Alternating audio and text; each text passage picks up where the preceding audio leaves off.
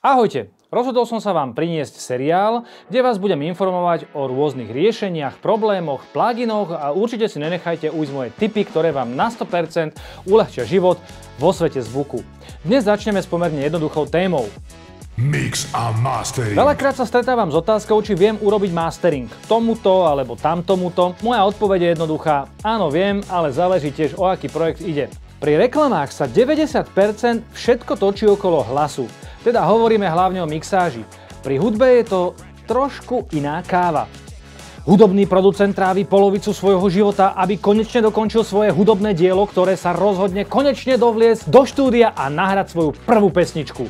Veľké finále nastane hneď, keď spevák alebo speváčka, reper alebo reperka nahrá svoj posledný bar. V štúdiu sa ozývajú fanfáry, zborovo zaznieva heuréka, máme to!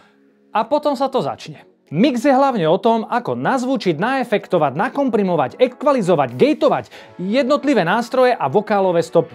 No proste vyskladať zvukovú štruktúru tak, aby to dávalo zmysel, keď otočíš volumen na maximum alebo na minimum. Toto väčšinou robí majster zvuku alebo zvukový inžinier alebo proste zvukár. Za to mastering je ako finálne leštenie diamantu, zatiaľ čo mix je ako príprava surového kameňa. Mix a mastering väčšinou spolu súvisia a v ideálnom prípade na nich robia iní ľudia, ktorí vedia spolupracovať.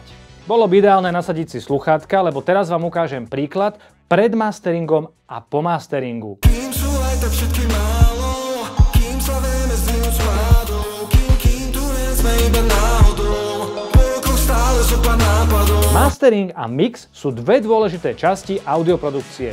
Dúfam, že toto video vám pomohlo pochopiť ich rozdiely. Ak vás toto video zaujalo, dajte like, follow, komentár a budete dostávať tieto tipy častejšie. Čaute.